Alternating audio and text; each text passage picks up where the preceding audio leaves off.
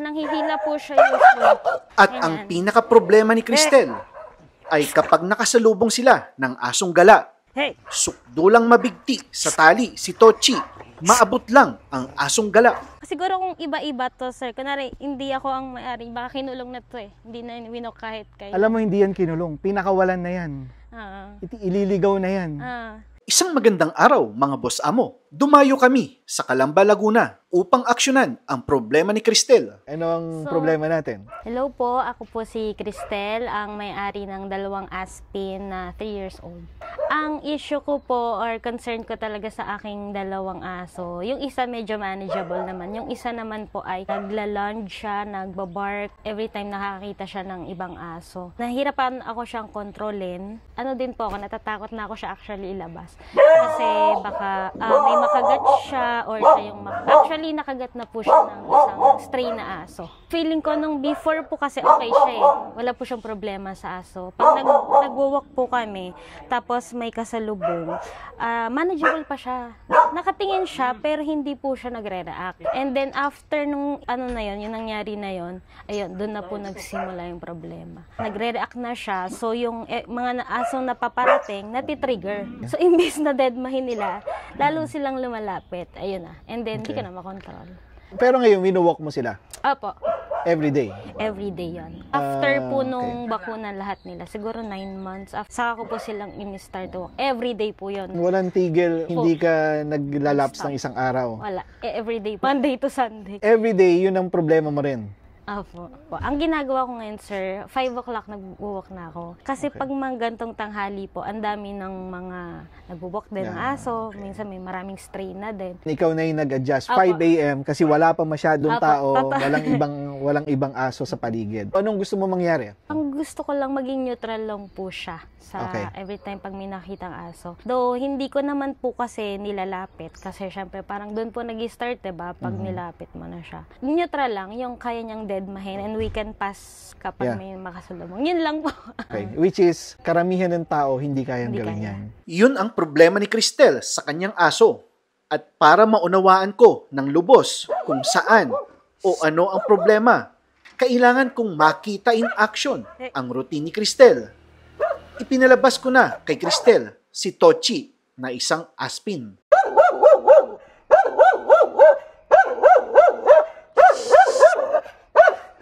Nanghihila po siya usually. Pag may ibang tao, ganyan siya? Opo, ganyan siya.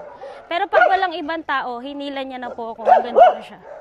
Si Tochi ay isang insecure dog. Tinatahulan niya ang mga bawat aso na makikita niya at bawat tao na lalapit sa kanya. Takot din siya sa mga sasakyan. So yan, normal na niya yan? Opo, nanghihila siya. Yan, normal niya yan? Opo, ganyan siya. At kapag nagsimula ng tumahol ang mga aso sa kapitbahay, ay hindi pwedeng hindi siya rumesbak ng tahol. Hinihila din niya si Cristel habang naglalakad.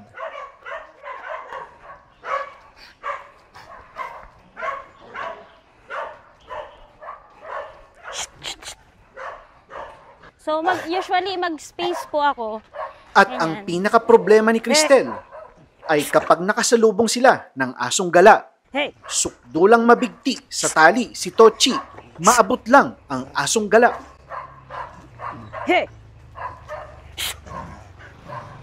Actually, medyo tame pa po ngayon. Kapag talagang atakihin niya. Kasi mas malakas loob mo ngayon. Siguro. Di ba? Medyo malakas ang loob ko ngayon, sir. Pati sa sakyan. Pati sa sakyan. Kahit yung mga nagbabike po or nag-roller skate. Ganyan. Yan. Pero ako. Kitawa mo. Takot siya.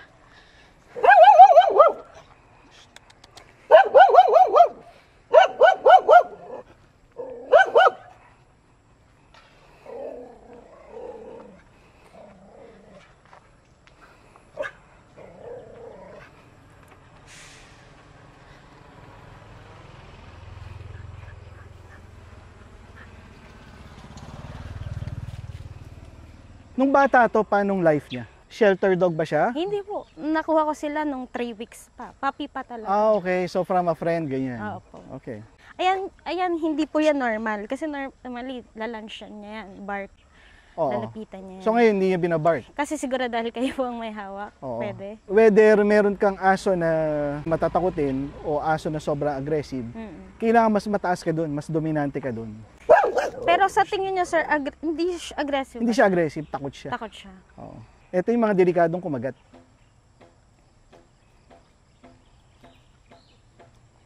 Good dog. Good dog.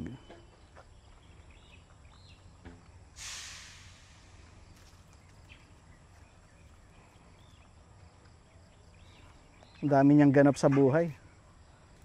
May tuta dyan, may aso. Anuhin niya yan, tatahulan niya. Ngayon, bakit hindi niya ginagawa? Ayan. So pag ganyan, hindi yan ang normal niya, sir. Hindi to normal. Okay. Hinihintay ko lang mag-relax siya kasi masyado siyang tense. So pag ganito ang aso, pag masyado siyang overwhelmed sa nangyayari, hinto ka. Kaya mong ma-internalize niya yung pangyayari. Yung fear kasi mahirap kalaban. Mas madali pa nga aggression kaysa sa fear. Ang fear, hindi mo pwedeng gamitan ng leash pressure ang fear. Lalo sila magiging fearful. Pag fear ang kalaban, gaya nito, fear ito eh. Kailangan dito kalmado. Tapos, ang leash pressure minimal. Pag fearful ang aso, tapos sinabi mo, no, ginano mo pa, lalo mong finifeed yung fear sa kanya. So, ito, normal, ito. Hindi normal usually, yan. tatahulan niya yan, tapos maglalan siya dyan. Oh, yan.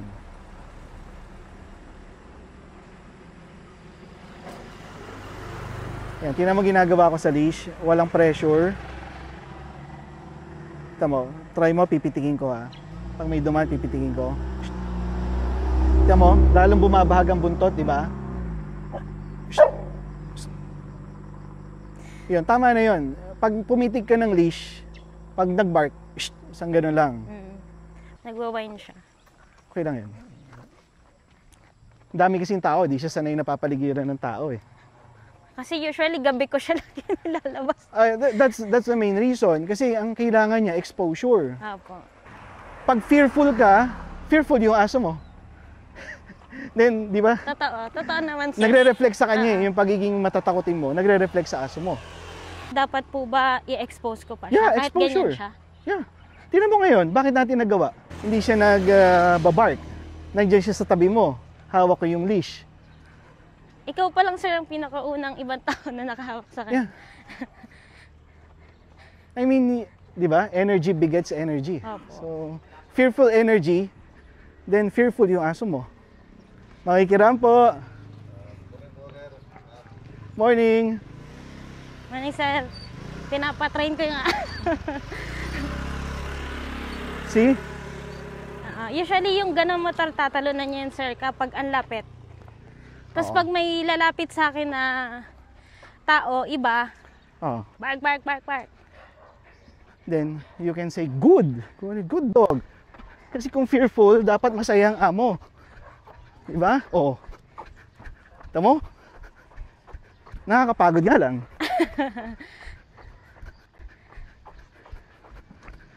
Okay.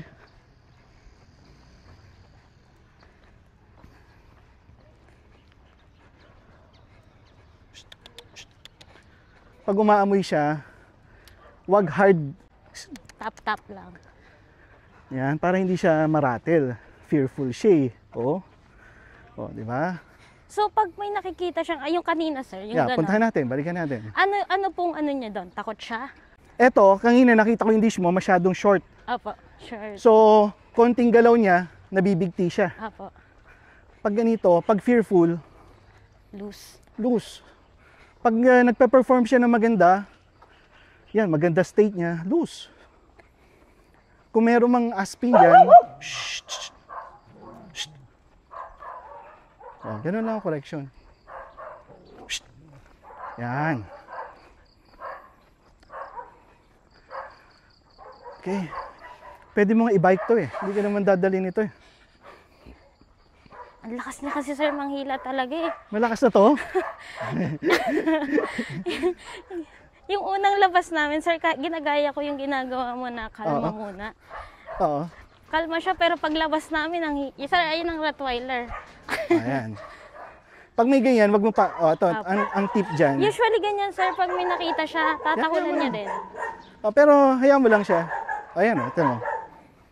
Wag mong titingnan yung triggers. Pag tiningnan mo, ayan, tama, Ayan, trigger. ganyan. Yan, ganyan siya.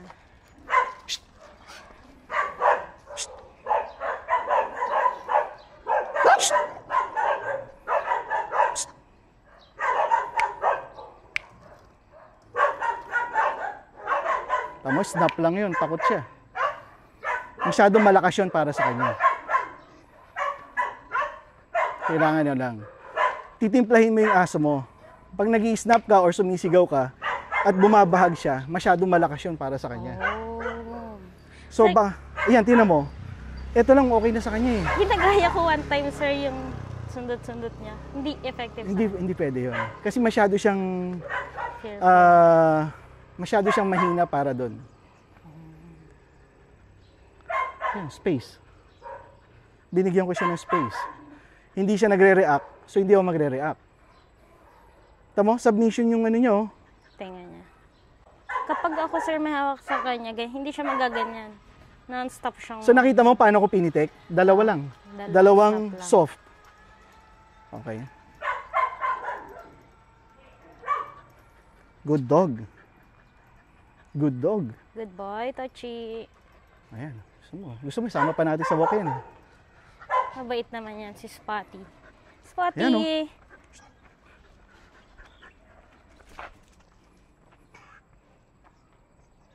Actually, shh. Kita mo yung pitik ko? Snap lang. Kanino ba aso yan? Dito po. Yan ang magandang test. Ayun nga, sir. Pag-practicean. Meron pa doon actually yung isa eh. Oh. Lalapitan ko ha.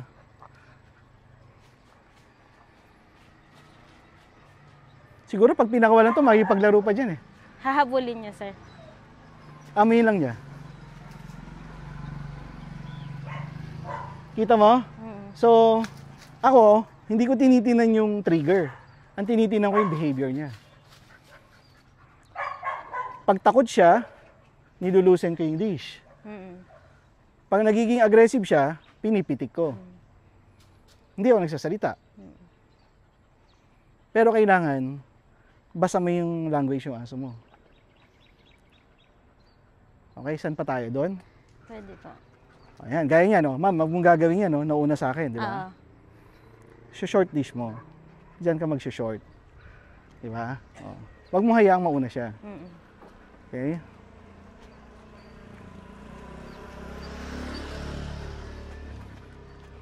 Kasi ako, sir, ang ginagawa ko parang preventive eh. So, pag may nakita kong aso or sakyan, short leash ko, parang pine-preempt ko na agad. Actually, hindi mo pine-preempt. Gumagawa ka ng mundo mo na sa tingin mo mangyayari. Oo. Kaya nangyayari. Kaya nangyayari. Ang aso kasi hindi ganoon eh. Ang aso, kung ano nakikita nila sa moment na yun, Yan. dun sila magre-react.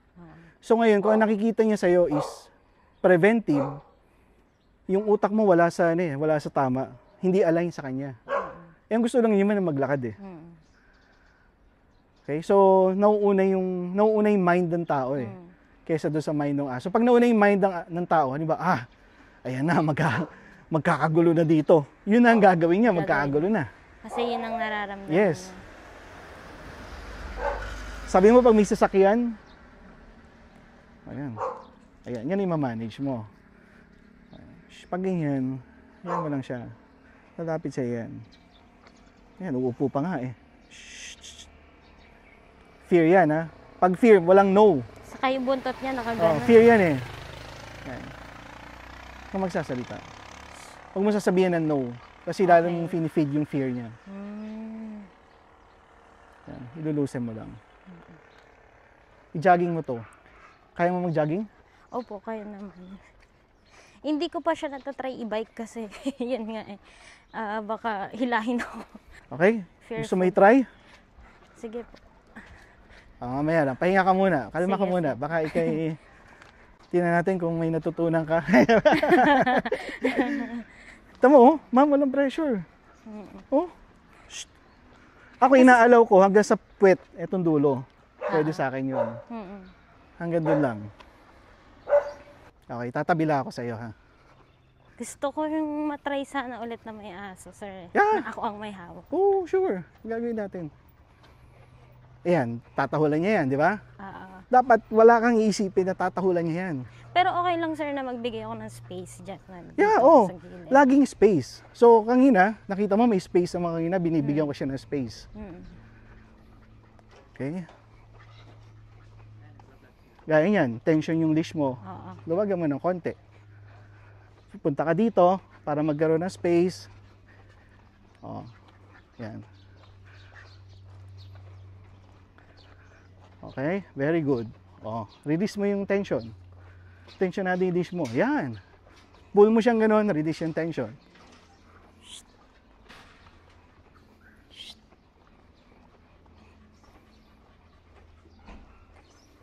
Oh, basta ang utak mo, ang utak ng isang pack leader, sa oras lang na to, wala kang iniisip na mangyayari. Okay? Pero babasahin mo lagi yung pinapakitang body language yung aso mo. Yan. Pag ganyan, kalmado siya. Kalmado yan. Lawlawan dila, nakatalikod ng tenga. Kalmado yan.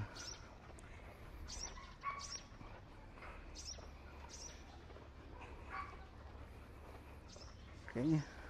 Sasakyan. Tsaka madali siyang madaling ma-fulfill tong aso na to. Aside dun sa pagiging fearful niya, sir. Yeah. Yung fearful sa akin lang naman eh. Sa'yo, aggressive nga siya eh. Aggressive yung pinapakita niya towards other dogs eh. Totoo po. Yan na may aso. O, di ba may aso doon? Dito ka. Kasi teritoryo ng aso na yon, yung area na yan. Dito ka ngayon. You know, pag nirespect mo yung space ng ibang aso, hindi sila mag-misbehave eh. Asa na si Batik-Batik? Bumalik na ata.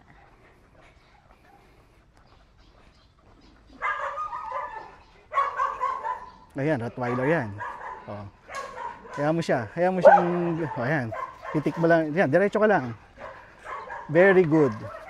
Teka, may sasakyan. Yan, diretso lang. Okay, diretso ka lang. Yan. Okay. Okay, tama, walang tension sa leash mo. Opo. Very good.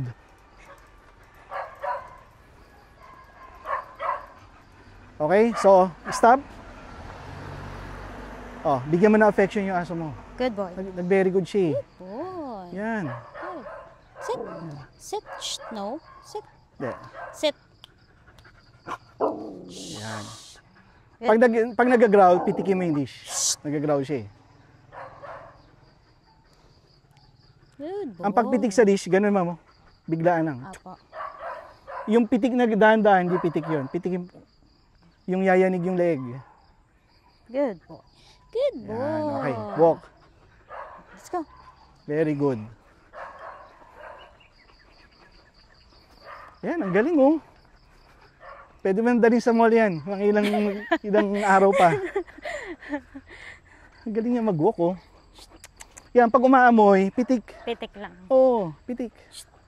Kasi sir, sila eh, pag naamoy, hinahayaan ko lang. Wag mo hayaang umamoy ng umamoy. Apo, okay. Basta ikaw, eto gusto kong mangyari, dito tayo pupunta. Okay, pak. O dito malinong, dito tayo hihinto. Ganon. Yan, gaya niyan, gusto niya pumunta yan, pitikin mo. Opo. Every time na gumawa ng magandang aso mo, sa malilim na parte ng walk, dalhin mo siya doon, i-praise mo. Yan, ganyan pumitik. Yan. Yan, ganyan. Very good. Ganun pumitik. Di naman nung pinitik mo, tumingin agad siya sa harap, di ba? Dinedman niya yung cameraman. Para sinasabi mo, pag tumawa siya, Arr! Hey! Makatatahol! Ganon. Apo.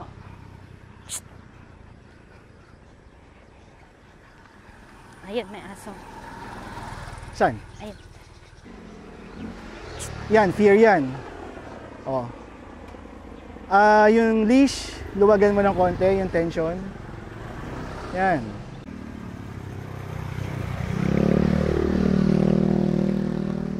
Hindi niya ginagawa yan, di ba? Oh. Ang pagmamassage sa aso, mula dito sa backbone, pag ganyan mo. Opo. Yan, para ma-reduce yung tension. Ganon ko siya. Mula dun sa batok hanggang sa backbone. Ganon. Ganyan, ma'am. Pakurot.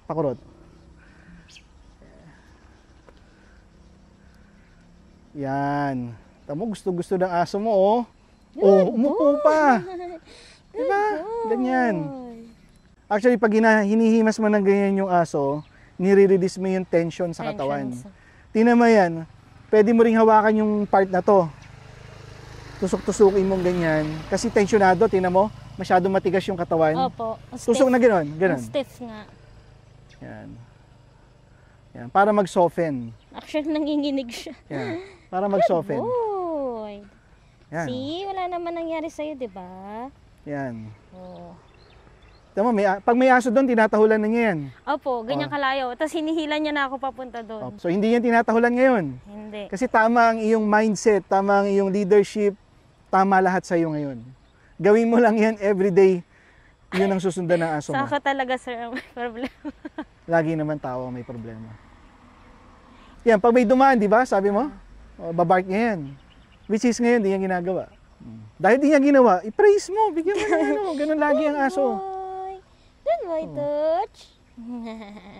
Good boy, see? Wala naman nangyari sa iyo masama eh. Pati naman yan. Yan, No, maingay yan. Uwi na tayo? Yun, yan ang Release hinihintay na ng ko. stress. Yun ang hinihintay ko, distress. Yung pagiging doubtful niya sa likod niya, Opo, yun. sa Isa pa tagiliran din. niya, mawawala yan kapag prinactice mo ng maganda yung tinuturo ko sa'yo. Ayan si Batik, oh. Oh, takot pa nga siya kay Batik.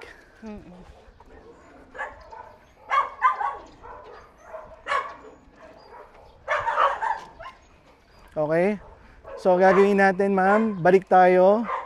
With the same energy na meron ka, balik tayo. Nandiyan si Batik. Here, go. Daan-daan ka lang dito.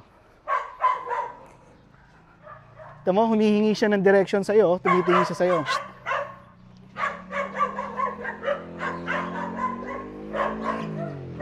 Okay, diretso lang. Huwag kang hihinto, diretso lang.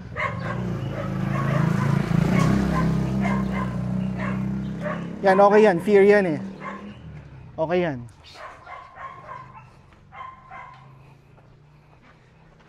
Saka mo na practicing na tumigil doon. Pag na-practice mo na yung walk na hindi ka binabatak, di siya tumatahol, which is nagawa mo. Okay.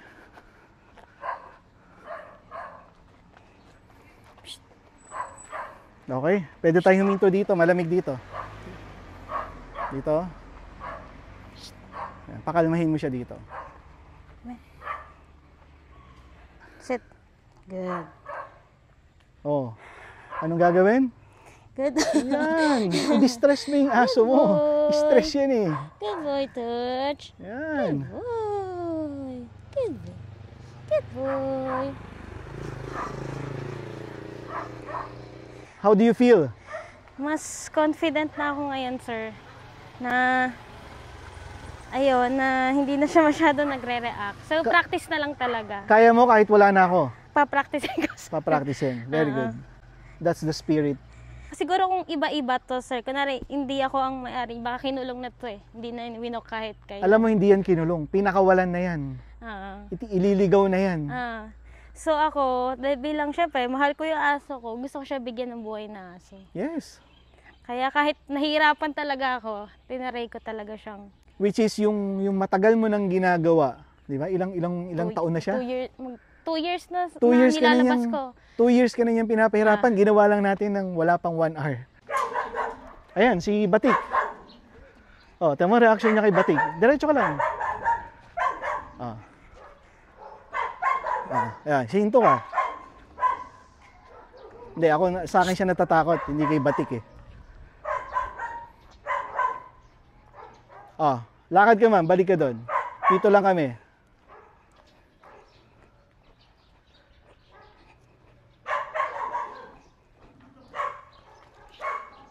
Sige, tuloy ka lang, tuloy. Tuloy lang. Okay, balik, balik. Balik. Balik ka, balik. Oh, may tension sa leash. Yan, very good. Very good. Sige, tuloy lang, tuloy lang. Oh, anong feeling? Kaya naman pala. Kaya naman pala, sir. Ayan, eto sir, medyo reactive din tong aso na to. Hindi, hayaan mo siya maging reactive basta ang aso na hindi. Kasi wala kang control sa kanya eh. Kung may control ka sa aso mo. Oh, Di ba dito ka sa natahol kabila. siya? Kasi nandito siya sa kabila. Eh. Magre-react siya dyan eh, usual. Sige, dito ka. Kaliwa ka pa, ma'am. Dito ka pa. Bigyan mo ng space yung isang aso.